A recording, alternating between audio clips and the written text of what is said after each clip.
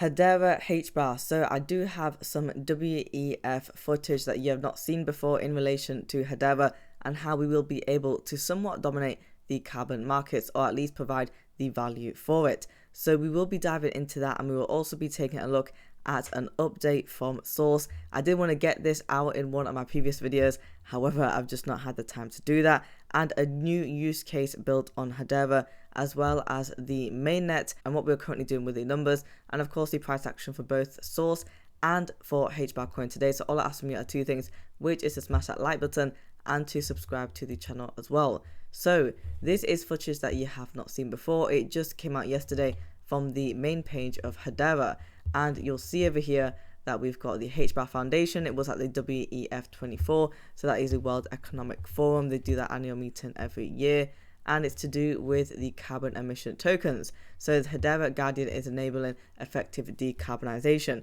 and we know that with the Hadera Guardian, it's built in order to show that visibility in the data, so we can have that source of trust, so the end user can see all of this information, and it provides that reporting and verification tool, meaning that we know that the data is real and factual, and that the data can be audited correctly. And this is something that we can basically leverage. And of course, it is very important when it comes to carbon accounting, because more and more organizations now want to quantify their greenhouse gas emissions so that they can understand their climate impact and set goals to limit their emissions as well. As we have more pressure in terms of climate change, and even in terms of a regulatory stance, they have to be reporting their carbon emissions and how much they actually produce to regulatory authorities. And so they'll be able to do that using the Hadera Guardian. Let's first take a look at this, and then we'll be looking at the use case for Hedera.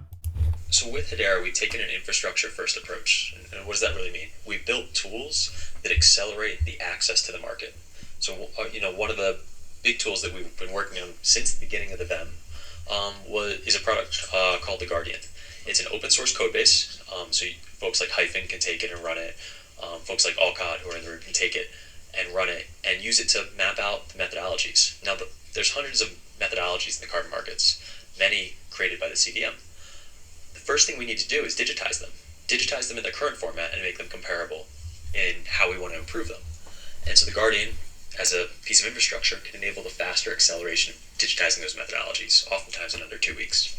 For something that for some folks has taken $500,000+ in years, there's been pretty well-known groups that have taken 3, 4, 5 years to digitize just one methodology, and we've cut it down to that 2-week or less time frame. Now, many applications use the Guardian. Even some of the voluntary market registries, we've had new registries launch using the Guardian as the back end of their system, because it technically defines the behaviors, the characteristics of the assets which they believe need to be tokenized, where we're linking the rules and the data to the asset that ultimately traded or registered and accounted for. And oftentimes companies are a little more comfortable with this concept because they have access to the information from the origination of the project.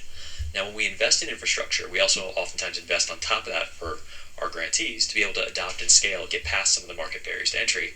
And oftentimes those applications have many customers, 10, 20, 30, 100 customers. And some of those applications have really scaled. So we have folks like Avery Dennison, Fortune 500 company, who's talked a bit about the Guardian publicly and what they're doing in carbon emissions tokens and enabling carbon reduction tokens, purchase of what we oftentimes call offsets, through those marketplaces to put a price of carbon in their supply chain views. And what they've been able to do is run through billions and billions of supply chain assets with digital birth certificates, right? Identities on their products, oftentimes QR codes, NFC, RFID. They're the world's leader in what they call digital triggers. And of course, enabling carbon emissions accounting on top of that, enabling reduction of carbon in their value chain across multiple value chain providers is a really important thing as one of the digital label leaders across the world. On the flip side of the market, those carbon market project developers oftentimes need to show more and more the ability to see past the value chain of, hey, this is a credit, and the credit often is only visible to the PDFs that the verifiers submit to the registries. Those carbon market project developers, giving them a bit of agency to work with their value chains, allow communities to digitally represent their data in that, is another way we've scaled. So he mentioned Avery Dennison, and we know that they are on the governing council. And in terms of the carbon offsets as well, that is the carbon reductions that they have with the tokens. So good stuff coming over here from Hedera. From Crypto Observer, we do have an update from Source, as so currently we have just surpassed $100 million in total value locked. And in the ranking for the decentralized exchanges for the top 100, we are now ranked as the 22nd. I think the last time I checked for this ranking, it was around about the 23rd, so we've now moved up one space. And so we have the tier 1 centralized exchange listing for Source, and it could actually be weeks away as we have now put in the application. And the tier 1 exchange listing is the exchanges that actually sit on this are the largest crypto platforms, and so for example they are like Coinbase or Kraken, and so Source have actually put in an application for this. Let's take a look at the update from Peter. Yes, so we do have an update. We have interfaced with a number of centralized exchanges in the last few weeks here since the last AMA. And as mentioned the last time this question was posed, a tier 1 centralized exchange is the most desirable. And we have been working through our application with a tier 1 exchange, and it's looking very promising. They love our project. All of the social engagement, basically all of the project metrics are looking great, and we're very hopeful about the prospects for this listing. So yeah, it has been a positive few weeks, going through several different applications. One of them we're pretty excited about, so hope to share some more updates on that soon. Source doing pretty good work, as well as the price action, which we'll have a look into. Over here from HBAR Foundation, we do have this tweet from A.R. Rahman. It is to do with their project, the Meta Humans, and it will be built on Hedera, and it is a global band consisting of 6 dynamic virtual avatars representing people and cultures worldwide. The reason as to why it's important, not only because it's built on Hedera, but A.R. Rahman has a large following. He has 24.4 million followers on X, and he has quite a lot of a following on Instagram as well. And I'm just going to play you the first 30 seconds of this footage. Hey, I'm Luna. Let me tell you a story. Like most of us, I've been wandering the jungles of instant gratification, dooms of scrolling, searching for something always exciting, hoping to fill the void.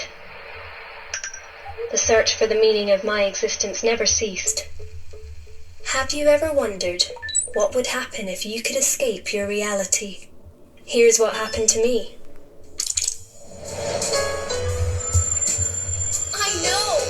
So it is a pretty long video. I mean, if you want to check it out, it's on his page. And so far, the video does have 120,000 views. So it has reached a lot of people. Over here, we have from HBAR 1000, 41 billion transactions on the Hedera mainnet.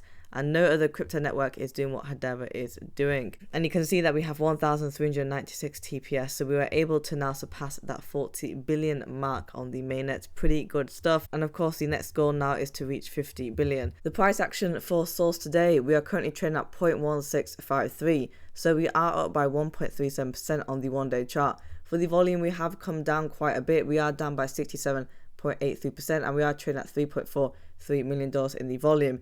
So I think 2 days ago we were roughly around about $10 million in the volume, and then $6 million.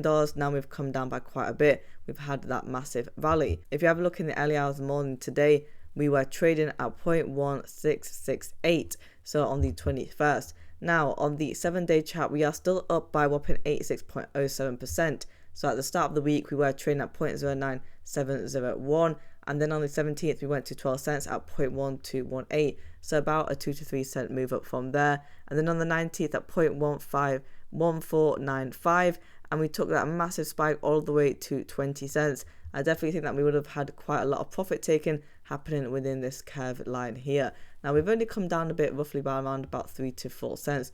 Not that much. And on the 1 month chart, we are up by a whopping 88.07%. Despite the fact that we've actually come down from the 20 cent mark, we are still doing pretty good performance wise. We've basically doubled in the price because we were trading at 0.08289 on the 13th of February.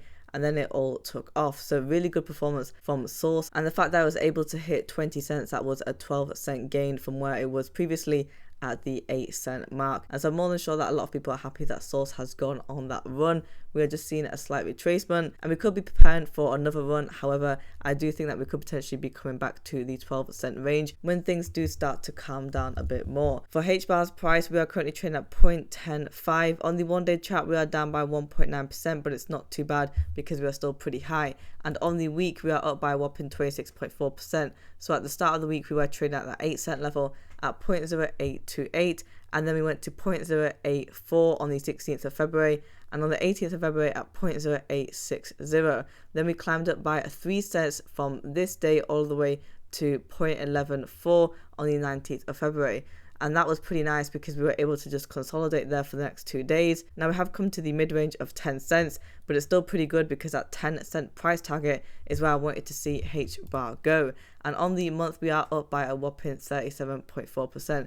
So we have nearly doubled in our price, and especially because of the fact that we did actually hit 12 cents. So where do I think HBAR could go in the next couple of days? Well, we could potentially be retracing back down below the 10-cent level, maybe in the mid-range of 9 cents if we don't see as much support. But I definitely want to see support for HBAR within the mid-range of 9 cents to 10 cents because I think that this price action is long overdue. So guys, if you want daily Hedera HBAR coin news, subscribe to the channel and like the video as well.